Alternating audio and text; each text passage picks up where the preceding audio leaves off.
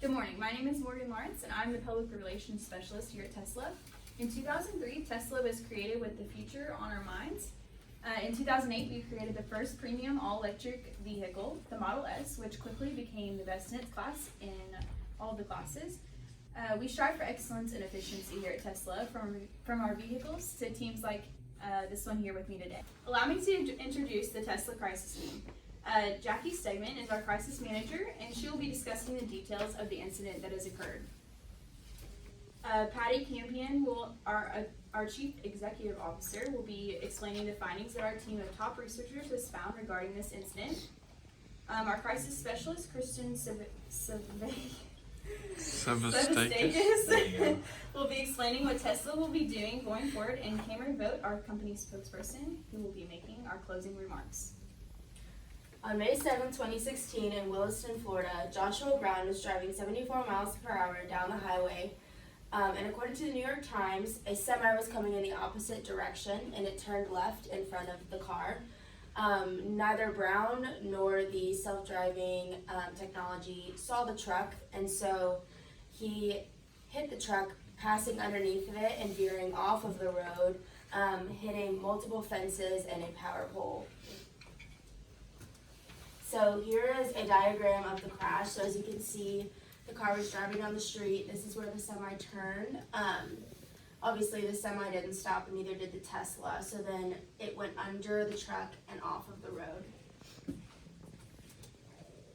The sky was bright behind the truck, and so that was one of the reasons why some people think that the driver didn't see it, and also as why the technology did not sense the truck in front of the car. According to Business Insider, Brown used autopilot for 37.5 of the last 41 minutes of the trip, and of those 37.5 minutes, 37 of them were hands-free. Now, our self-driving technology is not meant to be used hands-free, and to let drivers know, which they should already know, but to let them know further, the vehicle's display will show warnings if it senses that the driver is using the technology hands-free. So the vehicle's display showed visual alerts to hold steering wheel 7 times during Brown's trip, and 6 of those times were followed by audible alerts. So the Tesla actually, audibly spoke to him and let him know that he should put his hands on the wheel. But those were not heeded, and unfortunately, the braking technology malfunctioned and did not sense the truck. Next, our crisis specialist, Kristen Sevastakis, will be telling you about Tesla's plan going forward. But first, I invite you to watch this video of the press conference that would be held directly after the incident. I forgot to talk about the picture, but in 2016 involving Mr. Brown. It was the first of its kind for our company. So that being said, it is our due responsibility as a company to ensure the safety of all of our products, and that we provide only the best and innovative technology that's our purpose to produce. Okay, so that being said, looking into some of the possible causes of the accident itself, we have to look at whether or not the technology was being used correctly in addressing that potential issue, as well as ensuring that there isn't an issue with the technology and braking systems and camera systems itself. So we're looking into the software as well. So moving on into our first recommendation for how we can correct this issue is to essentially update the software in all of our vehicles to essentially disable the self-driving feature temporarily until we can ensure the safety of its features. So the goals of that is essentially it establishes our responsibility as a company in caring about the, first of all, see, that's what hold on. Okay, so our first recommendation for how we plan on solving this problem, first we have to look at all of our vehicles. They've provided the innovative technology of allowing them to be updated through the software the same way you'd update either your cell phone or your laptop. So that gives us the ability to, if we want to, disable the self-driving technology by updating the software in order to prevent people from using it. Because again, this is the first accident of its kind. We have to ensure that it doesn't occur again and then further develop the crisis. So we have the benefit of the doubt there, knowing that it's, again, the first of its kind, and we have the ability to prevent it and ensure the safety of our drivers at the same time. So recommendation 2 is to launch a series of instructional videos on our website on how to properly use the different features that our vehicles provide. So including that is the self-driving feature itself. So if we can find a way to produce an instructional video on our website that can allow our customers to sit there and see how to properly use all the features that we have, including the self-driving system, it ensures that we can help mitigate similar instances of misuse.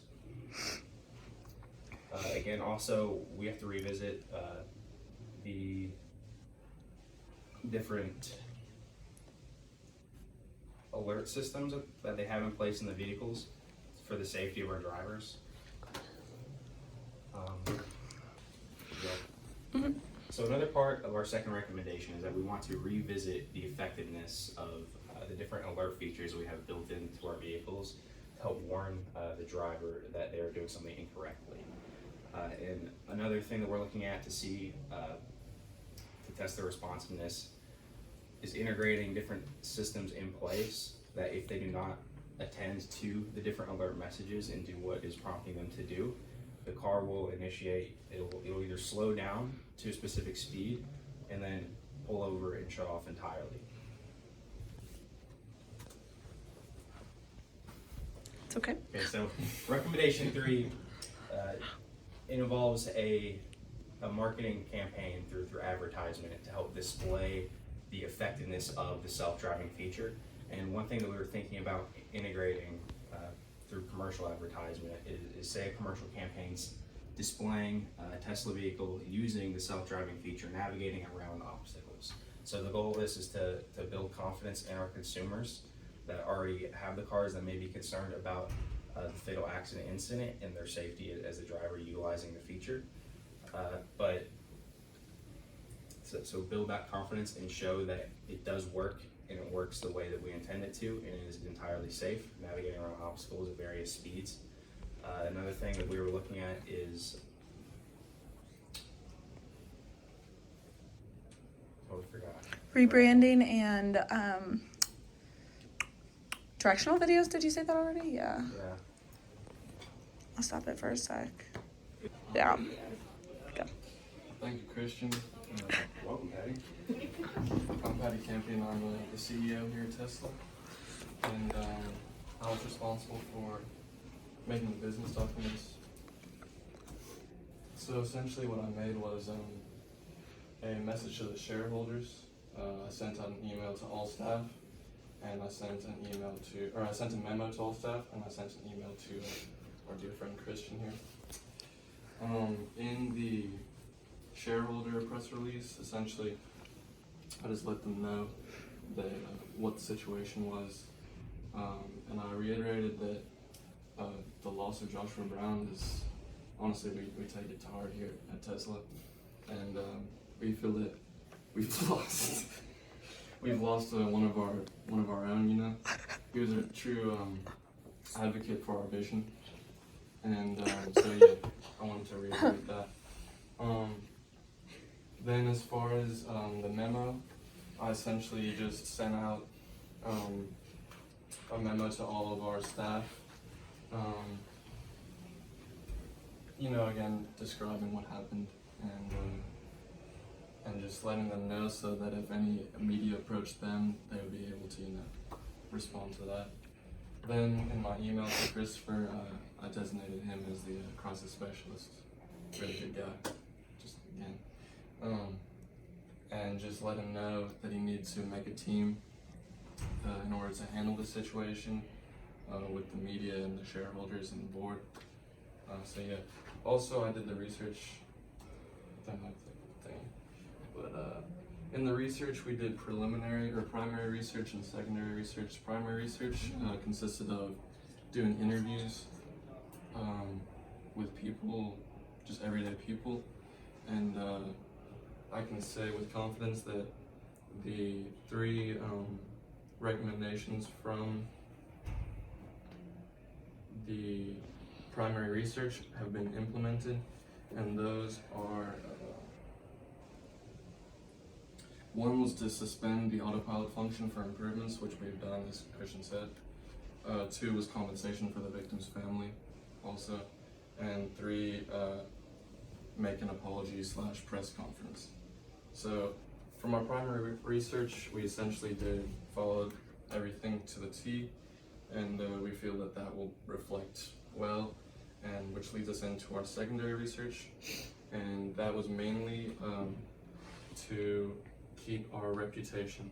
So there's a concept in crisis management called reputation management. It was written by someone named Sturgis, and essentially, as it applies to us, this is the first time that this incident has happened or anything like it in our company.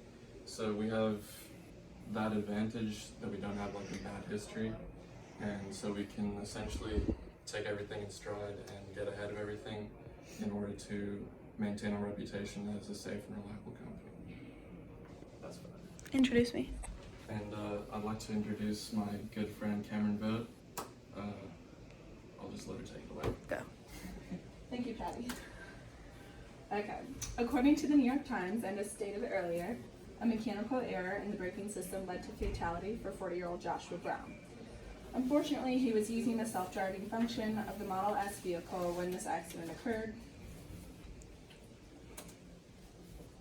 As a company, we are doing everything we can to support Joshua's friends and family. This includes providing full financial assistance to the family during this difficult time. We'll also be releasing directional videos, as Christian stated before, to emphasize the proper way to use the self-driving function.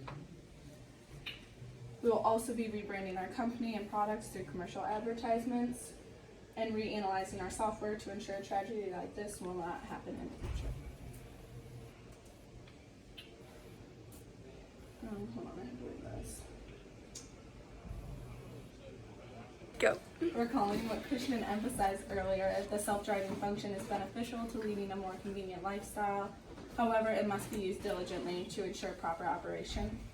Again, we would like to reiterate our deepest condolences for the role our company has played in this devastation. Tesla appreciates your continuous support, and we thank you. Oh, does anyone have any questions for us?